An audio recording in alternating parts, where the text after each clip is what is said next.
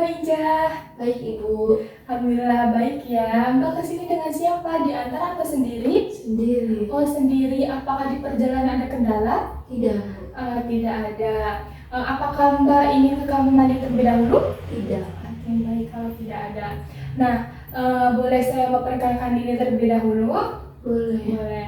Baik, saya Rosa Rosifa sebagai konselor yang akan membantu Mbak pada hari ini. Nah, apakah Mbak hari ini sudah pernah melakukan konseling sebelumnya? Apa ini yang pertama? Ini yang pertama. Oh, ini yang pertama. Terima kasih Mbak karena Mbak sudah mempercayai saya sebagai konselor pertama Mbak. Nah, sebelumnya karena ini konseling pertama Mbak, saya akan menjelaskan mengenai proses konseling pada hari ini. Jadi hari ini kita sedang melaksanakan konseling individual, di mana konseling individual ini adalah salah satu jenis layanan yang dilakukan oleh konselor kepada kliennya. Konselor di sini adalah saya sendiri dan klien di sini adalah Mbak Ija. Nah, tujuannya untuk apa Mbak? Tujuannya untuk memandirikan klien dan mampu mengendalikan diri.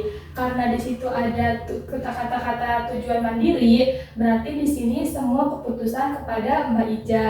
Jadi proses konseling ini adalah untuk memandirikan Mbak Ija. Nah, selain itu Mbak, ada juga asas-asas yang harus kita sepakati bersama. Yang pertama ini ada asas kerahasiaan. Mbak tenang saja, saya sudah disumpah menjadi konselor profesional untuk menyimpan dan merahasiakan semua bentuk informasi yang Mbak berikan. Untuk itu, Mbak terbuka dan mempercayai saya karena saya tidak akan menginformasikan informasi yang Mbak berikan kepada siapapun. Nah, yang kedua ini ada asas kesukarelaan. Mbak tenang saja, saya sudah sangat sukarela, sangat membantu Mbak pada hari ini. Untuk itu, saya juga meminta Mbak sukarela terhadap saya dan membuka apapun masalah yang Mbak alami saat ini. Apakah Mbak sudah sukarela? Sudah. Alhamdulillah, terima kasih Mbak sudah sukarela. Nah, yang ketiga ini ada asas keterbukaan. Karena tadi Mbak sudah sukarela, saya sudah sukarela, saya yakin keterbukaan ini akan kita laksanakan. Nah, untuk itu Mbak jangan menyimpan informasi apapun yang Mbak rasakan pada saat ini karena untuk kelancaran kita supaya kita mendapatkan solusi dan jalan keluarnya. Nah, yang keempat ini ada asas kekinian. Asas kekinian ini adalah masalah yang kita selesaikan hari ini adalah masalah yang mengganggu Mbak pada hari ini juga. Tapi bukan masa lalu yang tadi dibahas. Bisa jadi masalah yang 2 bulan yang lalu tetapi masih mengganggu Mbak pada hari ini akan berakibat ke kehidupan berikutnya. Jadi masalah ini kita harus selesaikan agar tidak mengganggu Mbak pada kehidupan berikutnya. Nah, yang kelima ini ada asas kemandirian. Karena tadi tujuannya adalah untuk memandirikan klien, berarti di sini semuanya adalah berada di tangan Mbak Ija. Nah, untuk itu saya sebagai konselor hanya membantu dan keputusannya semua ada di tangan Mbak Ija. Nah, karena ini adalah asas kemandirian, jadi asas ini bertujuan untuk memandirikan Mbak Ija. Nah Mbak, dari banyaknya saya jelaskan, apakah ada yang ingin ditanyakan? Tidak. Alhamdulillah, jika tidak ada, mari kita awali proses konseling ini dengan mengucapkan basmalah. Apa yang Mbak rasakan saat ini? Akhir-akhir ini Bu, saya sangat merasa lelah sekali. Lelah, apa yang Mbak rasakan saat ini? Saya kuliah sambil mengajar les privat. Rasanya waktu saya habis untuk mengajar dan mengerjakan tugas kuliah Bu. Sampai-sampai tidak ada waktu untuk istirahat atau lain-lain. Sepertinya Mbak merasa waktu Mbak tersisa hanya untuk kuliah dan mengajar saja, tanpa ada waktu untuk istirahat. Iya, benar sekali Bu. Kadang saya merasa terlalu tertekan, tapi saya tidak tahu harus bagaimana. Sepertinya Mbak ini merasa Mbak ingin bertanggung jawab di kedua peran dan Mbak ingin menjadi profesional di kedua peran, betul begitu? Mungkin Bu, saya memang ingin terlihat profesional sebagai pengajar, Tapi saya juga tidak ingin kuliah saya terganggu. Baik. Sepertinya Mbak ini merasa sangat ingin bertanggung jawab di kedua peran, namun Mbak juga khawatir Mbak sangat dilema ya pada saat ini. Nah, bagaimana jika Mbak mempertimbangkan resikonya seperti kelelahan ataupun tugas yang tertunda?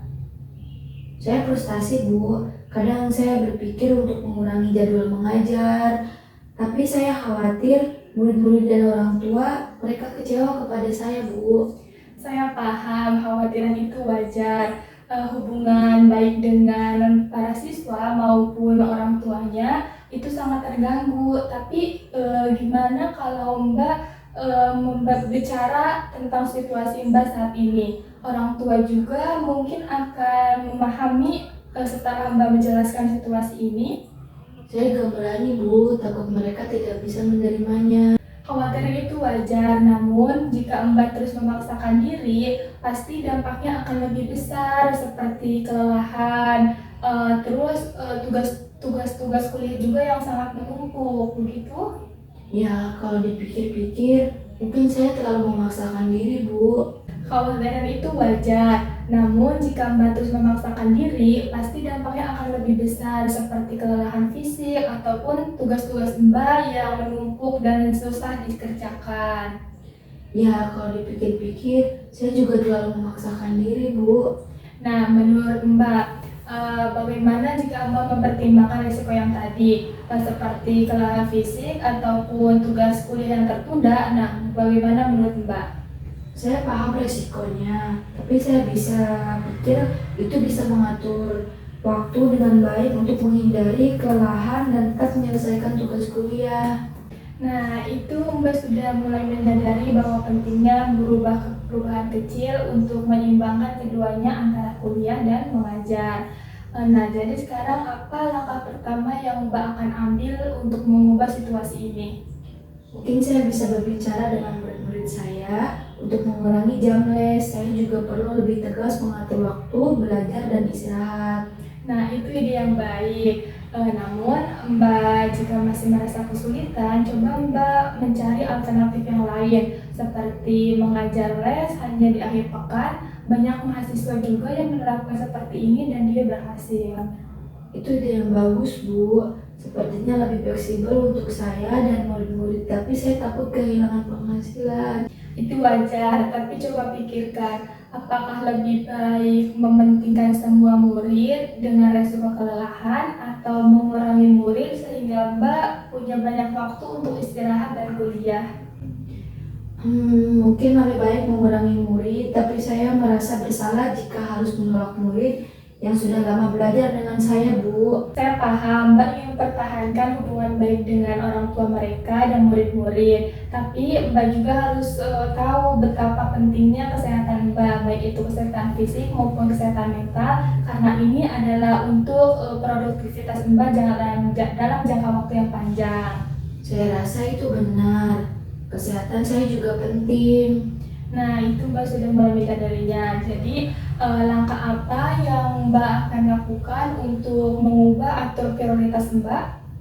Saya akan mencoba berbicara dengan beberapa murid dan mengurangi jadwal mereka supaya saya punya waktu lebih untuk kuliah dan istirahat, Bu. Nah, saya senang Mbak karena Mbak sudah menyadari perubahan kecil itu.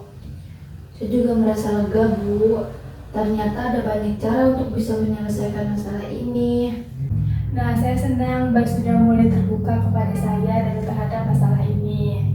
Saya juga merasa sedikit lega, Bu. Ternyata ada banyak cara untuk menyelesaikannya. Nah, itu benar sekali. Mbak sudah mengambil keputusan yang benar dan menyadari apa yang sekarang harus diubah. Dan Mbak juga ke proses ini tuh tidak sendiri, karena ada kalau saya yang membantu Mbak. Nah, jadi apa hal yang ingin Mbak ubah? Mungkin satu hal lagi, Bu. Kelas saya akan mengurangi jadwal mengajar. Tapi bagaimana kalau ternyata murid atau orang tua mereka mencari guru lain? Itu memang bisa saja terjadi. Jadi Mbak wajar jika Mbak merasa khawatir, tapi coba kita pikirkan dari sisi lain apa yang Mbak lakukan untuk memastikan hubungan baik dengan orang tua mereka dan para murid. Mungkin saya bisa memberikan opsi lain seperti menyarankan jadwal baru yang sesuai untuk mereka atau bahkan merekomendasikan guru lain jika mereka membutuhkan jadwal yang lebih memaksa. Nah, itu ide yang sangat baik, Mbak. Dengan begitu, Mbak bisa menunjukkan betapa tanggung jawabnya Mbak di kedua peran, baik sebagai mahasiswa dan juga sebagai pengajar. Jadi selain itu, jika Mbak fokus pada waktu yang lebih sedikit tapi produktivitas, mereka juga akan memahami hasilnya akan baik gitu, Mbak. Ya Bu, saya rasa saya bisa mencoba langkah itu. Ibu juga pernah mengalami hal itu. Nah, untuk apa saya menceritakan hal itu? Agar saya dapat termotivasi, Bu. Oh iya, sebenarnya saya juga pernah mengalami hal seperti itu.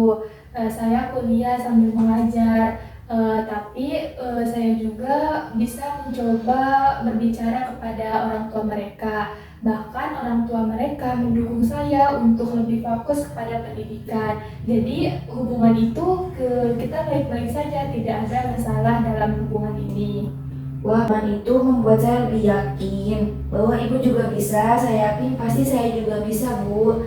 Jadi mungkin saya hanya perlu lebih terbuka dan jujur tentang situasi saya. Tepat sekali, kejujuran memang sangat penting dalam segala hubungan apapun. Jadi langkah apa yang akan Mbak ambil setelah sesi konseling ini? Saya akan mencoba menghitung waktu dan pengeluaran saya, Bu. Mungkin nanti saya juga akan berbicara kepada murid-murid saya terkait jadwal yang baru. Nah, itu ide yang sangat baik, Mbak. Jadi, Mbak sudah mulai menyadari bahwa pentingnya perubahan itu. Nah, jadi nanti kapan kita akan ketemu lagi untuk sesi berikutnya? Mungkin 2 minggu lagi, Bu. Oke, 2 minggu lagi. Jadi sekarang bagaimana perasaan Mbak? Apakah sudah lega? Saya merasa jauh lebih tenang. Rasanya seperti beban saya mulai terangkat, Bu, sedikit demi sedikit. Alhamdulillah, jika Mbak sudah merasa tenang. Saya ucapkan terima kasih karena Mbak sudah melakukan konseling hari ini dengan sangat baik, dan saya juga mau mengucapkan terima kasih karena Mbak sudah mempercayai saya sebagai konselor pertama Mbak. Nah, jadi saya juga memohon maaf apabila di sini ada kekurangan dan apabila Mbak tidak menyadari hal penting itu, kita akan perbaikinya sama-sama. Jadi mohon maaf apabila waktunya kurang karena ini adalah sesi konseling yang sangat singkat sekali karena waktu juga yang memutuskan kita. Terima kasih banyak, Bu. Baik, terima kasih. Semoga kita ketemu lagi di 2 minggu yang lagi ya. Semoga kita bisa bertemu dan semangat ya. Pasti bisa. Mari kita sayang, Pak.